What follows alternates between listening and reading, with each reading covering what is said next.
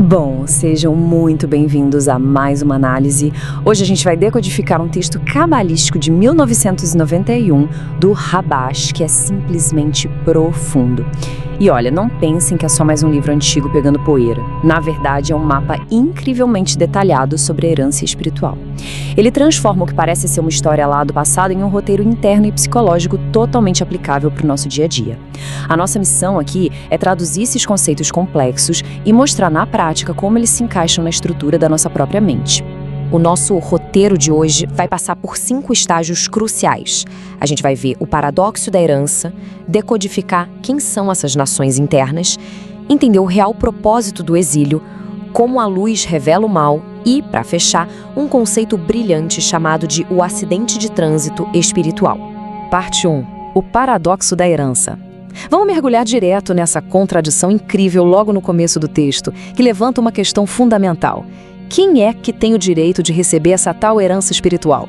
O Rabachá traz um versículo fascinante do livro de Deuteronômio. Ele diz basicamente o seguinte: a terra, que aqui na Cabala significa o alcance espiritual supremo, não é dada de bandeja só porque quem recebe é bom ou justo. Não é nada disso. O texto diz com todas as letras que é justamente por causa da maldade das nações que esse presente vem. E aí a gente para e pensa, mas por quê? Por que um presente tão grandioso, um presente divino, seria acionado pela presença de qualidades ruins? É quase como se a maldade fosse o pré-requisito, sabe? É o tipo de coisa que vira o nosso entendimento sobre desenvolvimento pessoal de cabeça para baixo. Para resolver esse quebra-cabeça, a gente entra no que é chamado de regra da falta. Na Cabala, o princípio diz que não há luz sem um cli. Em bom português, não tem como preencher um vaso se ele já não estiver vazio. Pensa no nosso próprio apetite mesmo. É literalmente impossível aproveitar um banquete maravilhoso se não existir uma fome real por ele antes. Se essa herança simplesmente caísse do céu sem que houvesse uma necessidade desesperadora por ela, não faria o menor sentido e ninguém a valorizar. 2. Decodificando as nações internas. Para a gente entender de fato o que é essa fome ou falta espiritual, precisamos mudar a nossa lente. A gente sai da geografia do mundo físico e entra direto na psicologia interna. Aqui, palavras como Israel não significam um lugar físico no mapa, de forma alguma. A raiz vem de Yasharel, que quer dizer direto ao Criador. Então representa aquele impulso interno, aquela centelha genuína que todo mundo tem lá no fundo de querer doar, de buscar uma conexão totalmente altruísta. É simplesmente aquela vontade de fazer o bem que vai muito além do próprio umbigo. Em contrapartida, a gente tem as chamadas nações do mundo, ou os egípcios, que são, na verdade, a imensa rede do nosso próprio ego. O texto menciona 70 nações, que seriam 70 facetas do nosso desejo de receber as coisas apenas para nós mesmos. É o sistema operacional padrão do ser humano. E o tempo todo, lá dentro, essas forças tentam esmagar e dominar aquela pequena e frágil vontade de doar. 3. O propósito do exílio. Entender essas forças brigando lá dentro explica de forma perfeita o motivo pelo qual foi dito a Abraão que os descendentes dele passariam por 400 anos de exílio. Não é punição de jeito nenhum, é um processo. Aquele famoso exílio no Egito, na verdade a gente está falando de um estado puramente interno. É quando a gente tenta com toda a força agir de forma altruísta, tenta evoluir espiritualmente e, de repente, a ficha cai. A gente percebe que o ego, os nossos egípcios internos, estão no controle absoluto de cada mínimo pensamento. O trabalho vira uma verdadeira escravidão, porque o egoísmo simplesmente sequestra todas as nossas boas intenções. Sabe esse aperto, esse sofrimento? Ele é um mecanismo obrigatório. A gente tenta avançar, bate de cara no muro de concreto do próprio egoísmo e aí sente aquela dor, aquela falta espiritual gigante. É só quando surge esse clamor verdadeiro e desesperado por ajuda que a gente finalmente constrói o klali, aquele vaso vazio que falamos antes. E adivinha, somente depois desse pedido é que a ajuda divina finalmente chega, descrita no texto como uma alma santa para tirar a gente dali. 4. A luz revela o mal. E o que Maimônides fala sobre esse ponto é sensacional. Esse ego interno gigantesco não pode ser revelado de uma vez só. Tem que ser aos poucos. A regra é clara. Todo mundo precisa começar no que chamamos de lo lishma, que é fazer o trabalho espiritual esperando alguma coisa em troca, alguma recompensa. E por que a gente não vai direto pro Lishma, que é o altruísmo 100% puro? Bom, pensa comigo. Se exigissem uma doação totalmente desinteressada logo de cara, todo mundo fugiria apavorado. O peso de encarar de frente o tamanho real do próprio egoísmo seria simplesmente esmagador. É exatamente aí que a luz entra. Estudando os textos com a intenção certa, a luz contida neles funciona como um holofote. Ela vai iluminando aquela sujeira escondida, a corrupção das nossas nações internas, mas de um jeito super seguro, sabe? Pouco a pouco. Ela mostra como o nosso egoísmo chupa toda a nossa energia e como a gente resiste em doar. Lembra do paradoxo do começo? É enxergando essa maldade interna que a gente se qualifica para receber a herança, porque ver o mal é o que gera a verdadeira vontade de ser curado. 5. O acidente de trânsito. Vamos agora para o último conceito, que para mim é uma metáfora brilhante e super atual do Rabash para os nossos tombos espirituais. Sabe quando a gente tem aquele pico espiritual maravilhoso, aquela sensação gostosa de conexão? Pois é, mora um perigo enorme aí, a zona de conforto. Ficar ali, se sentindo perto do pátio do rei, faz a gente relaxar e achar que o trabalho acabou. O problema gigantesco é que, sem esforço, a gente perde a falta, aquele apetite sagrado. E sem apetite, não tem vaso. Resultado, a luz que a gente acabou de receber vai embora. O Rabash compara isso literalmente a um acidente de trânsito. Imagina só, você está dirigindo o carro do desejo de doar, sentindo uma paz enorme, curtindo o vento no rosto. E de repente, por puro descuido e complacência, o carro dos desejos materiais e do egoísmo cruza o sinal e bate de frente com você. Bumba! É uma colisão tão violenta que deixa a pessoa nocauteada, espiritualmente inconsciente. A energia some e parece que a vida inteira volta a girar apenas em torno de si mesmo. E a pessoa fica apagada assim, até conseguir lentamente cultivar a vontade de subir de novo. Certo. Então, como a gente evita esse capotamento terrível? A resposta é sendo extremamente proativo. No meio daquela euforia da ascensão, a gente precisa lembrar de propósito do nosso exílio no Egito. Lembrar de como era ser escravo do próprio ego e usar essa lembrança para fabricar do zero uma nova carência. É dar uma geral por dentro e de dizer, opa, onde mais eu preciso melhorar? Tem que continuar em movimento o tempo todo. Acredite, conforto espiritual é o maior sinal de perigo que existe. No fim das contas, a grande sacada dessa análise inteira é perceber que tanto os tombos, essas colisões dolorosas no meio do caminho, quanto as subidas triunfantes, tudo isso é dado de cima de forma intencional. Cada solavanco desse estica o nosso vaso, cria capacidade real para a gente poder receber a herança definitiva de um jeito que não vaze. E como o Zohar diz de um jeito muito bonito, aquele que vem para se purificar é ajudado. Ou seja, você se mexeu com sinceridade, a ajuda de cima vem, com certeza. E para a gente amarrar o papo de hoje, fica aqui uma provocação para todo mundo. Afinal, qual é o Egito que está dando as cartas nos pensamentos de ações aí no seu mundo interno hoje?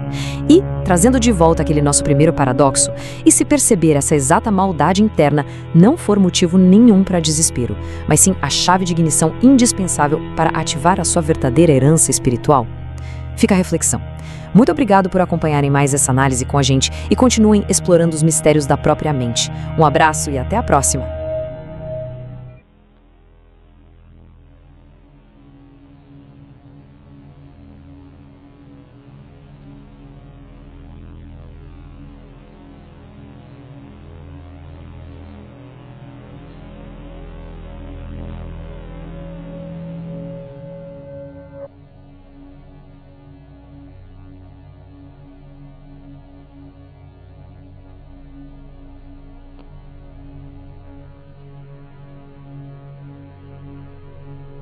E se a grande chave para a nossa evolução pessoal, a nossa capacidade de atingir uma conexão espiritual autêntica, não depender das nossas virtudes, mas sim da capacidade de abraçar a nossa pior maldade interna. Nossa, é uma premissa que quebra totalmente a expectativa moral de qualquer um, né?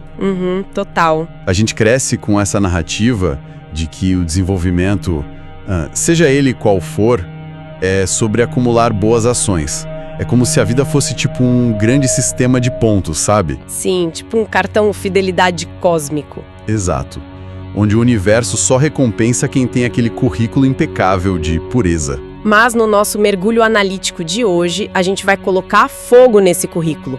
Literalmente. Com certeza. Muito claro para quem está escutando a gente, não estamos falando de um pergaminho antigo, empoeirado e cheio de misticismo abstrato, não. Longe disso. É um mapa psicológico incrivelmente moderno, cirúrgico mesmo, sobre o que ele chama de herança espiritual. E a nossa missão aqui, no papo de hoje, é justamente pegar esses conceitos milenares e traduzir.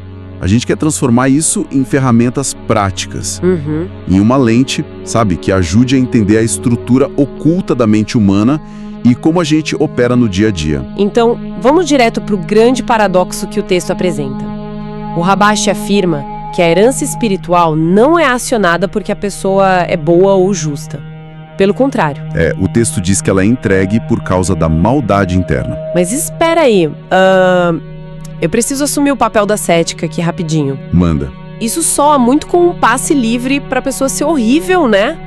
Como que a gente não confunde essa maldade interna com simplesmente, sei lá, ser uma pessoa terrível e antiética com quem tá ao nosso redor? Essa é a armadilha mais comum quando a gente lida com textos tão profundos assim. A maldade aqui não é um convite para prejudicar os outros de jeito nenhum. Ufa, ainda bem. Pois é. Para resolver essa confusão, a gente precisa primeiro entender como as leis descritas na Cabala tratam a relação entre recompensa e necessidade. Ok, vamos destrinchar isso. O Habash traz para a discussão um versículo do livro de Deuteronômio, e ele explica que a palavra terra, nesse contexto, não é um pedaço de chão físico. Não é um território. Não. Terra significa o alcance espiritual supremo, o estado de conexão total. Tá. E o texto diz que essa terra é dada devido à maldade das nações. Por que a maldade é o pré-requisito? A resposta está num princípio chamado de regra da falta. A regra da falta. Exato. Na sabedoria cabalística existe uma máxima que é absoluta. Não há luz sem um cli. Cli. Cli, que significa vaso-recipiente.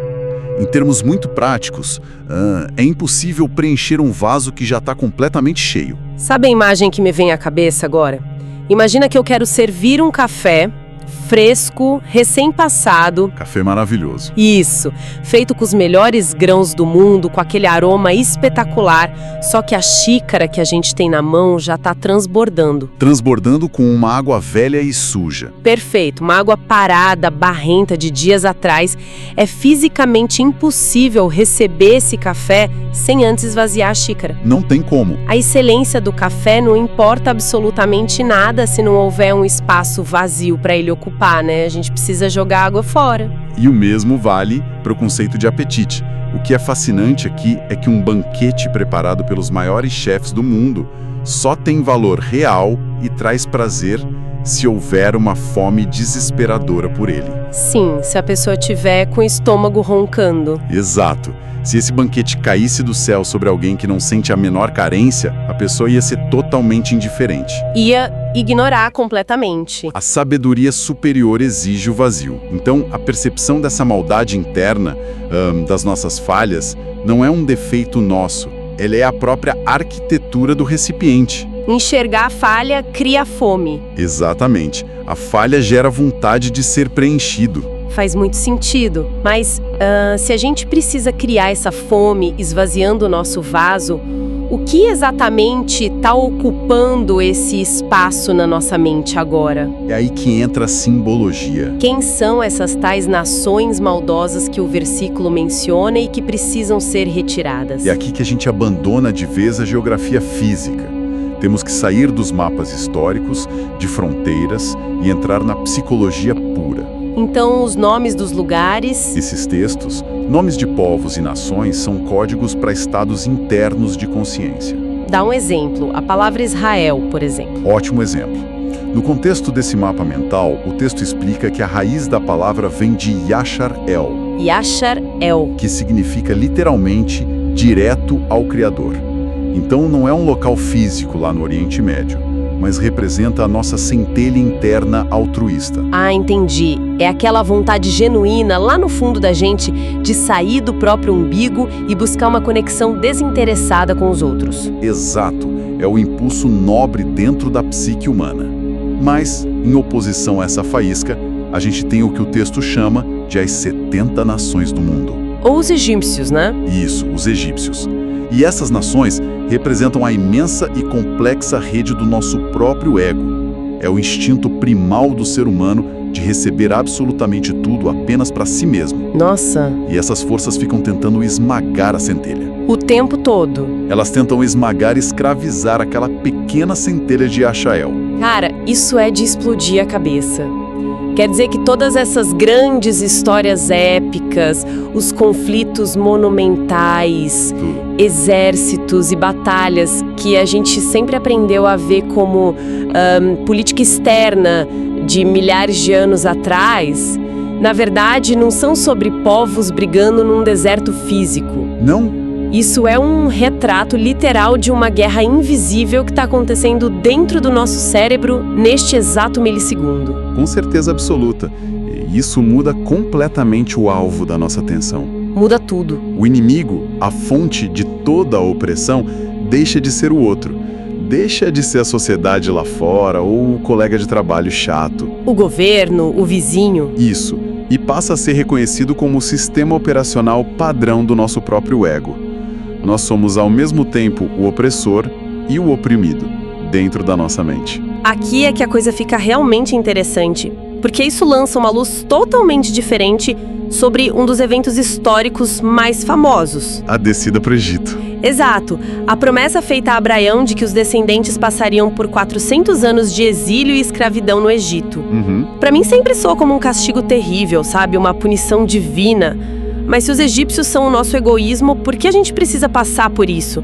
Porque o sofrimento é obrigatório. Porque deixa de ser uma punição cósmica e se revela como um mecanismo obrigatório de desenvolvimento. O exílio no Egito descreve um estado interno onde a pessoa toma a decisão consciente de tentar agir de forma genuinamente altruísta. Ela tenta de verdade. Ela tenta evoluir, tenta doar, ser desinteressada.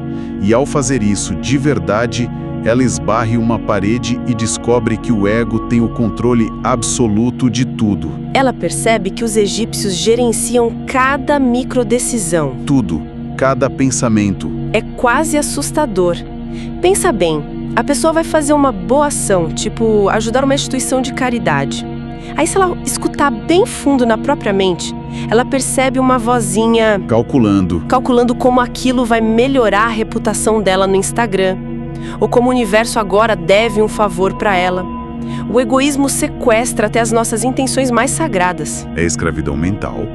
E tentar avançar contra esse muro de concreto gera uma dor gigantesca. E qual é a função pragmática dessa dor toda? Para que sofrer assim? Se a gente conectar isso ao quadro geral, quando tentamos repetidamente e fracassamos diante da força do próprio ego, essa constatação da nossa incapacidade de fazer o bem genuíno gera um clamor autêntico. Um pedido de ajuda. Um pedido de ajuda que vem do fundo do ser.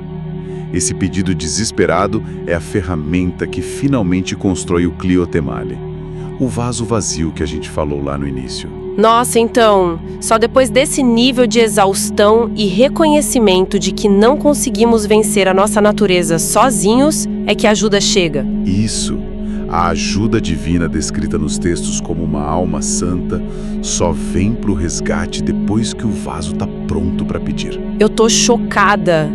Porque isso muda totalmente a nossa relação com a frustração. Muda, né? Sentir-se péssimo por perceber o tamanho do próprio egoísmo, ver o quanto a gente só quer receber, não é, de forma alguma, um sinal de fracasso espiritual. Pelo contrário. É a primeira evidência concreta de que a pessoa finalmente acordou e começou a trabalhar de verdade. Porque quem está anestesiado pelo próprio egoísmo nem percebe que é escravo. Perfeito. A dor do exílio interno é o único jeito conhecido de esticar a nossa capacidade. Nós somos muito limitados, muito apegados aos pequenos prazeres egoístas.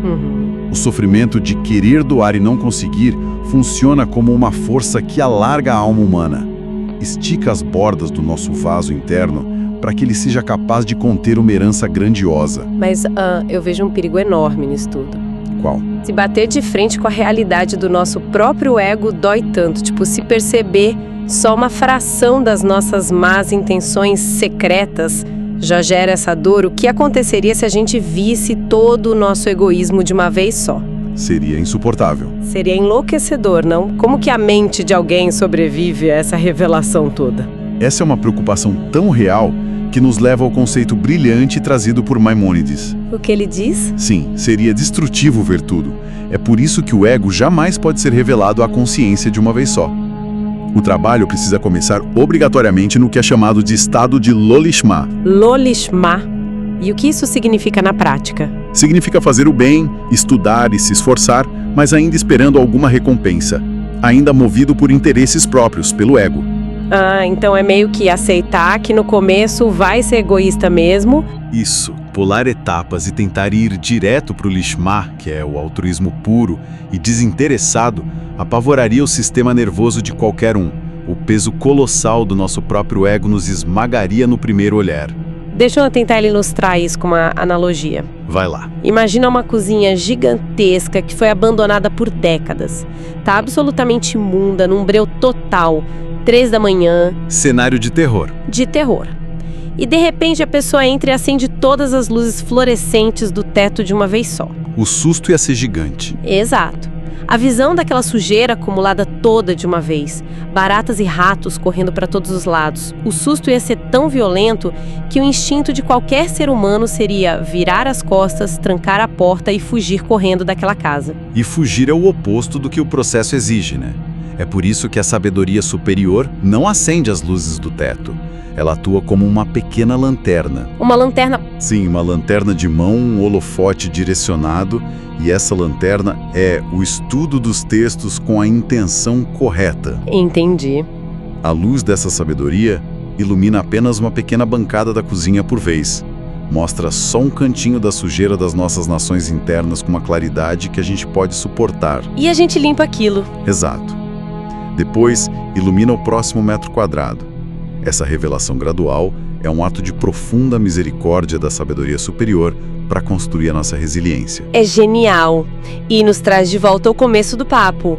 É o ato de enxergar essa sujeira localizada com a lanterna que nos qualifica para receber a herança. Sim. Ver a maldade não nos condena. Ver a maldade gera a vontade insuportável de sermos limpos. Gera a carência, o vaso. Constrói o recipiente sem quebrar a estrutura com o choque da revelação. Então, seguindo a lógica, parece que temos um roteiro perfeitinho aí, né? A pessoa usa a lanterna, limpa uma bancada, sofre por ver a sujeira, pede socorro, ajuda chega, o vaso cresce, ela recebe a luz e chegamos ao final feliz. Será? Ela atinge uma paz espiritual inabalável, certo? Fim da linha, fim da jornada. Muito pelo contrário. E é exatamente aqui que a gente entra na zona de maior perigo de todo esse mapa psicológico. Como assim, perigo? O fim temporário do esforço sinaliza o início imediato da queda. Nossa, por quê? O Rabash traz uma metáfora super moderna e bem assustadora sobre isso. Como se fosse um acidente de trânsito violento. Um acidente espiritual. Imagina a cena. A pessoa está na estrada da vida, dirigindo suavemente o carro do desejo de doar. Ela limpou o vaso dela, está se sentindo conectada, totalmente em paz. Tá no controle, a janela abaixada, a brisa batendo no rosto. Tudo perfeito. E qual é a consequência dessa paz ininterrupta? O relaxamento completo. Ah, ela entra na zona de conforto. Isso. Estando satisfeita e plena, sem lutar contra o ego, a pessoa perde instantaneamente a falta. Ela perde o apetite. E qual é a regra inquebrável que a gente viu? Sem apetite, não existe recipiente. Sem vaso, a luz vai embora. E nesse milissegundo de complacência, o texto descreve que o carro em que a pessoa estava dirigindo tão bem é interceptado. Bumba! O carro dos desejos materiais e do egoísmo cruza o sinal vermelho em alta velocidade e bate de frente com ela. É uma colisão grotesca. Meu Deus! A pessoa é nocauteada, perde todas as conquistas altruístas e, quando acorda, se vê de volta à estaca zero do egocentrismo. Volta a se preocupar com mesquinharias, validação em rede social, vaidades totalmente vazias. O acidente é inevitável se a gente larga o volante no piloto automático do conforto espiritual. A solução para isso é ser proativo, E então, o que tudo isso significa na prática? A solução exigida é que, no meio da euforia espiritual, no ápice do conforto, a pessoa precisa, propositalmente, se lembrar da escravidão no Egito. Ela precisa fabricar uma nova carência do zero para manter o motor girando. Conforto espiritual é sinal de alerta vermelho. Mas eu preciso pressionar um pouco aqui, porque isso parece contraintuitivo demais. Pode falar. Como é humanamente possível para quem nos ouve fabricar uma carência ou simular uma dor quando a pessoa está no momento maravilhoso, sentindo-se no topo do mundo, totalmente em paz e realizada? Isso levanta uma questão importante mesmo. Eu não vou simplesmente me forçar a ficar deprimida, vou? Não, de forma alguma, o objetivo é gerar melancolia.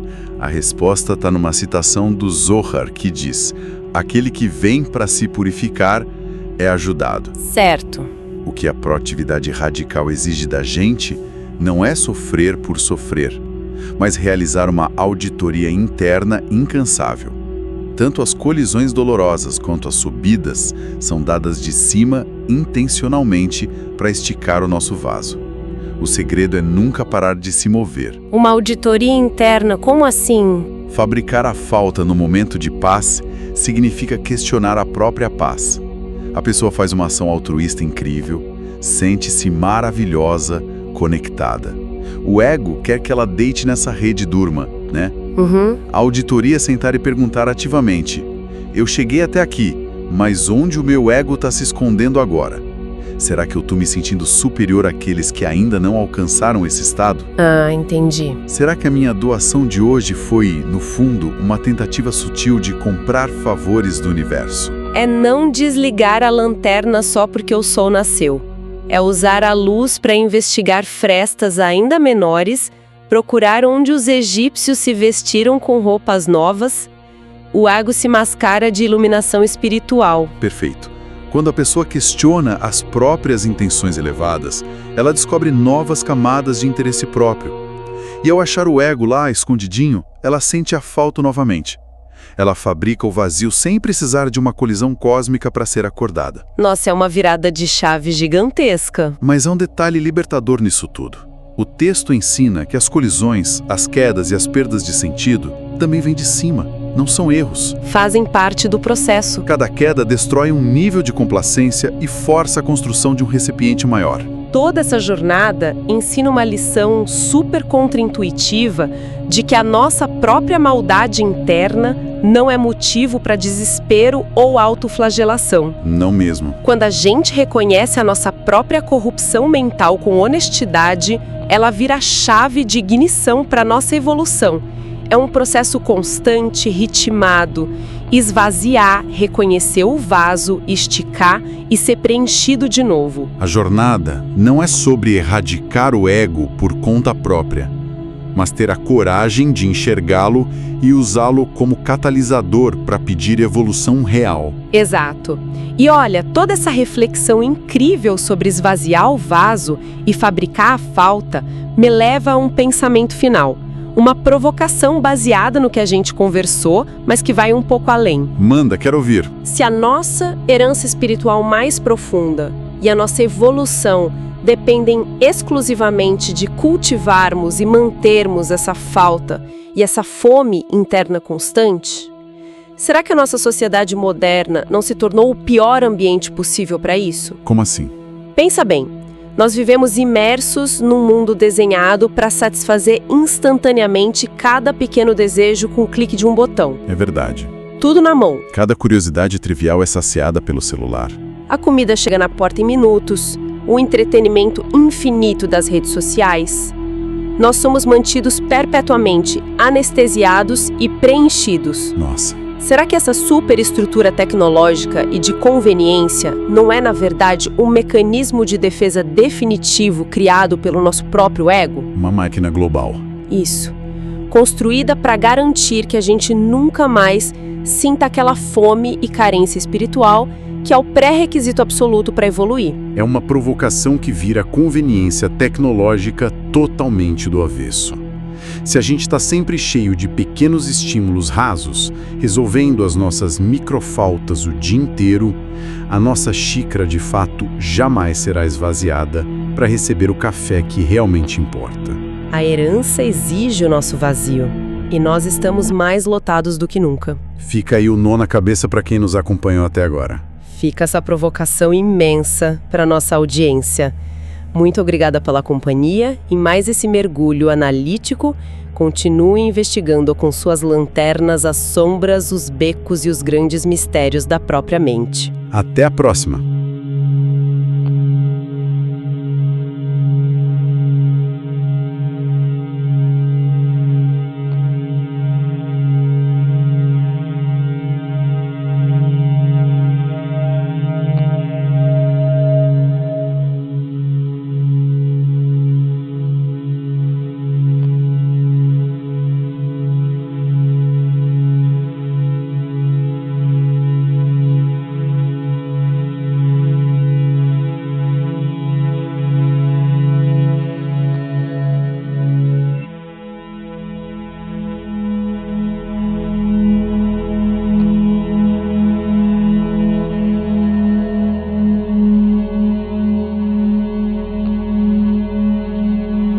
Link Cabala Mídia Arquivos Viva, Bea 10 de março de 2020 Revisão da tradução, Maria 16 de dezembro de 2023 Revisão do português, Lúcia 16 de dezembro de 2023 Revisto, Sônia R.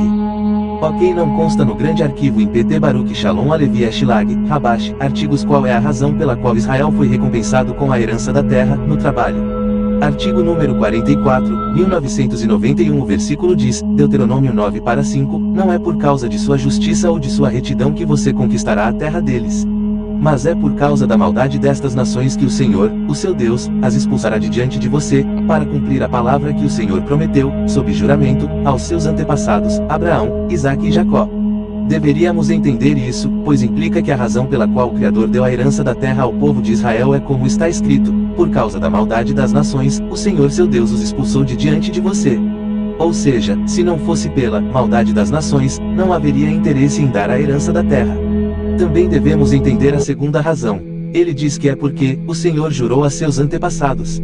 Não fosse pelo juramento, o Criador não precisaria dar a terra ao povo de Israel. Isso é difícil de entender. Nossos sábios disseram, o mundo foi criado apenas para Israel. Isso significa que todas as coisas boas que existem no mundo são para Israel. Isso implica que é por diferentes razões que o povo de Israel recebe a terra boa, extensa e cobiçada, uma terra que flui com leite e mel. O texto fornece duas razões: 1. A iniquidade das nações, 2. O juramento que ele fez a seus antepassados. No entanto, os escritos nos dizem que não devemos nos enganar, que a razão pela qual ele está nos dando a herança da terra, é a nossa justiça e a integridade do nosso coração. Pelo contrário, é pelas duas razões acima mencionadas. Baal Hazulam disse sobre o que está escrito, Gênesis 15, 7-14, e disse-lhe, eu sou o Senhor, que o tirei de Ur dos caldeus para dar-lhe esta terra como herança. Ele disse, como saberei que vou herdá-la? Então o Senhor lhe disse, saiba que os seus descendentes serão estrangeiros numa terra que não lhes pertencerá, onde também serão escravizados e oprimidos por 400 anos. Mas eu castigarei a nação a quem servirão como escravos e, depois de tudo, sairão com muitos bens. Gênesis 3:13 14, ele perguntou, qual é a resposta que o Criador respondeu ao que Abraão perguntou, como saberei que vou herdar isso? O Criador disse, saiba com certeza que seus descendentes serão estrangeiros em uma terra que não é deles e, depois sairão com grandes posses. Isso significa que a resposta foi a pergunta, como vou saber? Ou seja, Abraão diz que deseja garantia sobre a herança, de modo que o Criador lhe responde com essa resposta, ele esteja certo da herança da terra. Assim, devemos entender a resposta, pois ela contém uma garantia da herança. Ele disse que isso significa que, quando o Criador disse a ele, para lhe dar esta terra para herdá-la, Abraão viu a grandeza e a importância desta terra, já que a questão da herança da terra se refere a Malchut, que recebe todas as luzes do alto e concede as almas, já que Malchut é chamada, a Assembleia de Israel, Knesset Israel. E Abraham percebeu, de acordo com a regra, não há luz sem KLI, ou seja, não há preenchimento sem carência, que se o Criador desse ao povo de Israel um pouco de iluminação e despertar do alto, eles se contentariam com o pouco e não sentiriam falta de níveis mais elevados. Portanto, Abraham viu que não havia possibilidade de o povo de Israel receber a herança da terra porque eles não sentiam necessidade dela. E essa foi sua pergunta, como saberei? Não que ele não acreditasse no que o Criador lhe disse, mas sim que ele não via que haveria necessidade disso.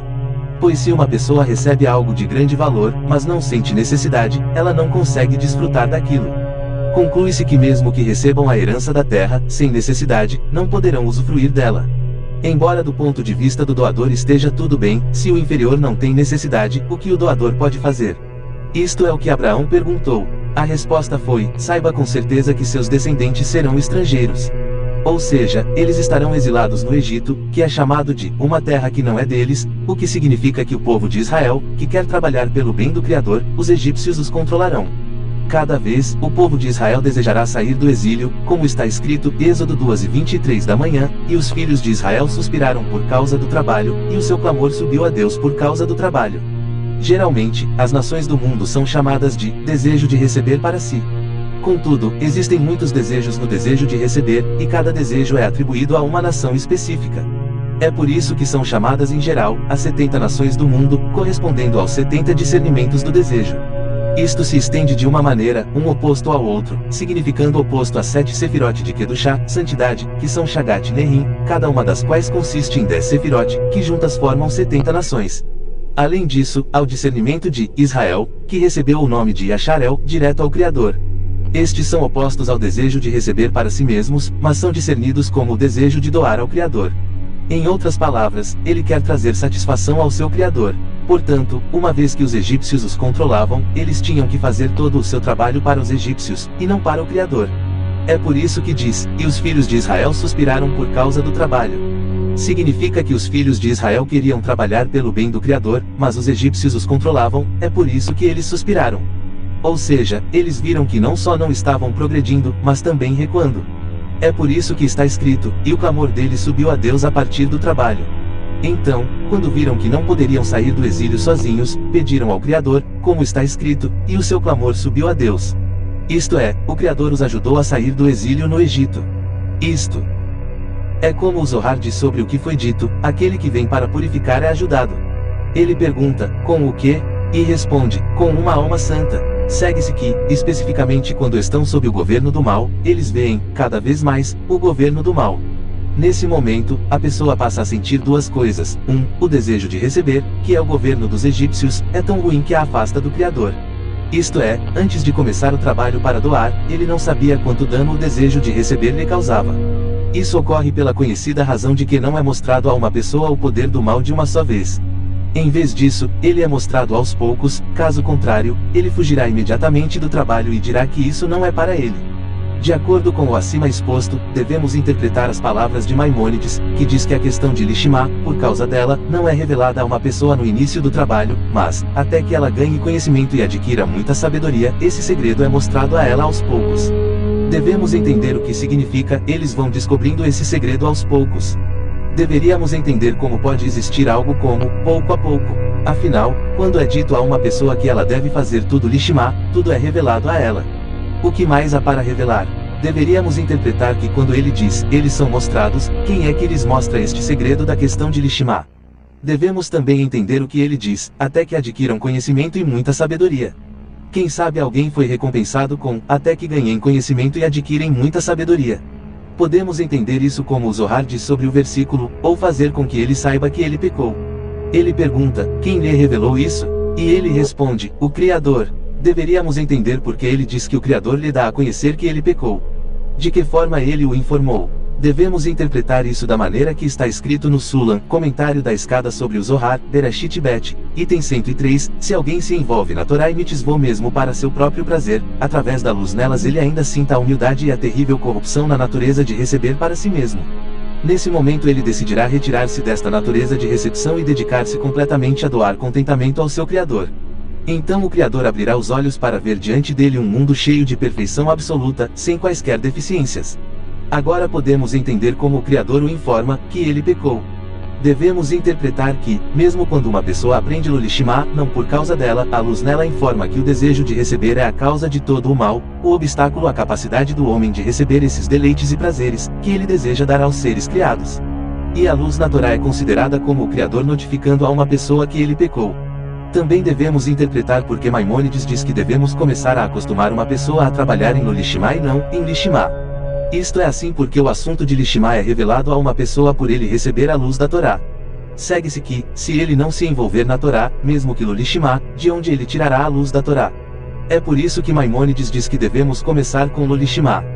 Com isso, entenderemos o que perguntamos. Quem sabe se eles foram recompensados com muita sabedoria, então é permitido revelar a eles o problema de Lishimá. A resposta é que a luz na Torá sabe o quanto eles são inspirados pela luz da Torá e, nessa medida, é possível revelar a eles a questão de Lishimá. Com isso entenderemos o que diz Maimônides, que aos poucos esse segredo vai sendo revelado. Significa que a questão de por causa do Criador significa não por causa de si mesmo. Uma pessoa deve sentir o que não é para seu próprio bem, e isso lhe revela a luz da Torá. Portanto, a luz mostra-lhe a quantidade de mal que há na vontade de receber, pois através da luz que uma pessoa recebe da Torá, ela vê cada vez um pouco do mal que há na vontade de receber. É por isso que ele diz que é mostrado, aos poucos.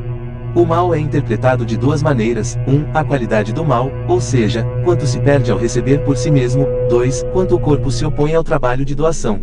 Esses dois, uma pessoa recebe da luz da Torá pouco a pouco. Este é o significado das palavras, eles vão descobrindo esse segredo aos poucos. Isto é, através da luz que ele recebe da Torá em Lolishimá, ele revela os dois assuntos acima. Em outras palavras, a medida do mal que se encontra na vontade de receber, e a medida da resistência do corpo, cada vez em maior medida, quando se vê que é capaz de vencer. É por isso que diz, pouco a pouco, significando que a cada vez que a luz lhe revela, o que se chama aquilo que é impossível revelar-lhe de uma vez. Agora podemos entender o que perguntamos, porque o escrito diz que especificamente através da iniquidade das nações, elas foram recompensadas com a herança da terra. A razão é que o Criador prometeu a Abraão, que desta forma, ou seja, se Israel sofrer com os egípcios no exílio, ou seja, todas as nações do mundo, com todas as más qualidades nelas contidas, querem controlar o povo de Israel, e o povo de Israel quer especificamente fazer tudo pelo bem do Criador e não pelo bem das 70 nações. Nesse momento, eles irão sentir a deficiência e verão que são impotentes para superá-la. Então será como está escrito: e os filhos de Israel suspiraram por causa do trabalho, e o seu clamor subiu a Deus a partir do trabalho. Nesse momento, o Criador lhes dará a ajuda necessária para isso. Ou seja, a cada vez, serão recompensados com uma alma santa, e esta será a razão pela qual os filhos de Israel precisarão receber a herança da terra, pois a receberão por necessidade, para se salvarem do controle das nações do mundo. Este é o significado das palavras, mas é por causa da maldade destas nações que o Senhor teu Deus as expulsará de diante de ti. Em outras palavras, especificamente através da maldade das nações, o Criador pode dar-lhes a herança da terra de Israel, visto que a sensação de mal quando revelam que esse mal impede de alcançar a proximidade com o Criador, pois isso é tudo o que nós necessitamos, já que a questão do próximo e distante, na espiritualidade é a questão da equivalência de forma. Quando a equivalência de forma entre a luz e o KLI, vaso, a luz se veste no KLI. Consequentemente, a sensação do mal, chamada maldade das nações, causa a necessidade de se livrar do mal, e então a pessoa começa a se purificar da recepção para si mesma e vê que isso está fora de seu controle. Nesse momento, ele começa a orar ao Criador para ajudá-lo, como disseram nossos sábios: aquele que vem para purificar é ajudado. Como é dito nas palavras do Zohar, ele recebe uma alma santa. Em outras palavras, cada vez ele recebe ajuda do alto ao receber uma alma. Segue-se que as subidas e descidas são os motivos que provocam a necessidade e o desejo de receber a herança da terra. É por isso que ele diz que a razão é que o Senhor jurou aos vossos antepassados. Isto é, não é porque ele jurou aos seus antepassados, e é por isso que ele está lhes dando a herança da terra. Nós perguntamos, mas nossos sábios disseram sobre o que está escrito: Bereshit, no início, não existe Reshit, começo, exceto Israel. Segue-se que tudo foi por Israel e não por causa do juramento que ele fez aos antepassados. No entanto, devemos interpretar que quando o povo de Israel está qualificado para receber a herança da terra, quando eles têm necessidade da herança da terra porque, como ele diz, mas é por causa da maldade destas nações que o Senhor teu Deus os expulsou de diante de ti, esta é a razão pela qual os filhos de Israel herdarão a terra. Sabe-se que a terra é chamada de Malchut, e Malchut é chamada de a Assembleia de Israel, já que ela reúne dentro dela tudo o que há em Zá, que é chamado de Israel. Isto é chamado de a unificação do Criador e sua Shekhinah, divindade. Através desta unificação, a abundância flui para as almas. Tudo isso vem do início do pensamento da criação, como disseram nossos sábios: não há começo senão Israel. Isto significa que o propósito da criação, que é o seu desejo de fazer o bem às suas criações, refere-se aos filhos de Israel. Mas de que forma receberão deleite e prazer? O texto nos fala sobre isso, que a principal razão pela qual eles são preparados para receber é a maldade das nações, e também, para cumprir o juramento que o Senhor fez aos seus antepassados. A herança da terra é como ele notificou Abraão quando Abraão perguntou: como saberei que a herdarei? A resposta do Criador foi que os filhos de Israel estariam no exílio, ou seja, na maldade das nações. Segue-se, portanto, que uma pessoa não pode ascender aos degraus da santidade a menos que sinta uma deficiência no estado em que se encontra. Ou seja, as deficiências e o sofrimento que sente dão-lhe a necessidade de encontrar uma maneira de satisfazer as suas deficiências. Mas se ele não sente nenhuma falta dentro de si, embora possa saber que tem deficiências no trabalho, mas isso não o incomoda, então essa falta não pode ser satisfeita porque ele não procura conselhos para isso, e sem um despertar de baixo, ou seja, sem uma pessoa pedir ao Criador do fundo do coração, a oração não pode ser respondida porque se ela não estiver sofrendo com a ausência, ela não poderá pedir de todo o coração. Isto é como está escrito no Midrash, buscar o bem, Salmos 23, pois o Senhor teu Deus te abençoou em todas as obras de tuas mãos, mesmo que você fique sentado ociosamente. O significado de todas as obras de suas mãos é que se ele faz isso, ele é abençoado, e se não, ele não é abençoado. Vemos, portanto, que sem um despertar vindo de baixo, ou seja, se não houver trabalho por parte do inferior, a bênção não pode vir. A questão é, por quê? A resposta é que quando uma pessoa começa a trabalhar, o trabalho lhe dá a necessidade dele. Ou seja, há uma diferença na necessidade do assunto. Isso significa que devemos entender até que ponto uma pessoa deseja obter o que deseja, pois o trabalho e os conselhos que uma pessoa investe para obter o que deseja ampliam a carência para o assunto, então quando ela conseguir isso, ela estará apta para aproveitar. Portanto, ao falar no trabalho, embora haja dentro do homem uma necessidade de ascender no trabalho, essa necessidade ainda não faz dele uma necessidade para o assunto. Então, naturalmente, quando lhe é dado algo de cima, e ele ainda não sabe como apreciar o que lhe é dado, ele o perderá no Sitra-Akra, outro lado, já que ele não será sábio o suficiente para saber como apreciar algo na espiritualidade. Isto é como nossos sábios disseram, Agigar 4, quem é um tolo? Aquele que perde o que lhe é dado. Ou seja, quando uma pessoa não sabe apreciar quando lhe é dada alguma aproximação de cima, isso prontamente a abandona e ela sofre uma descida, pois não sabe manter a aproximação. Normalmente, se alguém tem permissão para entrar no pátio do rei, ele fica preocupado e procura maneiras de entrar na casa do rei e não se contenta em estar no pátio do rei. Portanto, quando uma pessoa se aproxima um pouco mais, ela fica feliz por ter se aproximado e não se preocupa em encontrar caminhos para seguir em frente. Portanto, essa pessoa é expulsa. Depois, quando sofre uma descida, o que se chama acidente de percurso, significa que sofreu um acidente quando se aproximava do rei. Ou seja, outro carro bateu no carro dele, o que significa que o carro do mundo corpóreo bateu no carro do desejo de doar, e então toda a vitalidade que ele tinha do desejo de doar partiu dele e ele ficou inconsciente. Em outras palavras, agora ele sente que não tem mais vida espiritual. Em vez disso, até que ele se recupere gradualmente e comece a sentir que toda a sua vitalidade, na qual ele vive agora, provém apenas do desejo de receber para si mesmo, nesse momento, ele começa a procurar conselhos mais uma vez sobre como reentrar no trabalho de doação. Segue-se que para ter uma deficiência, para precisar ascender os graus do trabalho de doação, ele recebe a descida de cima, então ele teria a necessidade de avançar, pois sem uma necessidade real, uma pessoa não pode receber o que ele deveria obter. Portanto, se uma pessoa quiser evitar um acidente de trânsito, ela deve se prevenir para não bater no carro da vontade de receber. Com isso ele terá certeza de que não perderá o que lhe foi dado, ou seja, a ascensão que recebeu. De acordo com o acima exposto, devemos interpretar o que está escrito, Deuteronômio 5:15 da manhã, lembra-te de que foste escravo na terra do Egito e que o Senhor teu Deus te tirou de lá. Devemos interpretar que no trabalho, uma pessoa deve lembrar que ela teve uma descida antes de subir, o que significa que o Criador a deixou sentir o que há de ruim nela. Em outras palavras, uma pessoa deveria acreditar que este sentimento, de que ela é um escravo entre os egípcios, ou seja, que ela não tem permissão para fazer nada por causa do Criador, mas tudo o que ela faz é apenas por causa dos egípcios, dentro do homem, isso vem do Criador.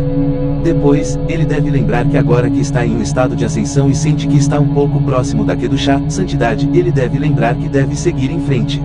Portanto, agora ele deve lembrar que como antes era escravo, ou seja, estava em estado de descendência, agora também precisa encontrar dentro de si uma carência, então precisará seguir em frente. Caso contrário, terá que descer de cima, pois sem necessidade a pessoa não pode avançar e deve permanecer no estado em que se encontra. Portanto, para não precisar descer, durante a subida ela deve encontrar dentro dela um lugar de carência.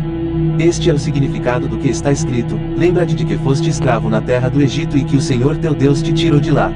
Segue-se, portanto, que uma pessoa deve começar o trabalho como o público em geral, ou seja, pela ação, e ter como objetivo que seja pelo bem do Criador. Isto significa que uma pessoa observa a Torá e as mitzvot porque o Criador nos deu a Torá da vida, onde, ao observarmos o que o Criador nos ordenou, seremos recompensados, como disseram os nossos sábios. Você pode confiar no seu senhorio para recompensá-lo pelo seu trabalho. Com isso seremos felizes neste mundo e felizes no próximo mundo. O fato de que devemos acreditar que mesmo que opiniões e pensamentos que não nos permitem acreditar venham até nós, devemos pedir ao Criador que nos dê o poder de acreditar. Depois, há um grau mais elevado, que não é para receber recompensa. Em vez disso, ele é recompensado com a sensação de que observar a Torá e as mitzvot é considerado para ele como se estivesse servindo a um grande rei. A partir disso, herdamos a terra.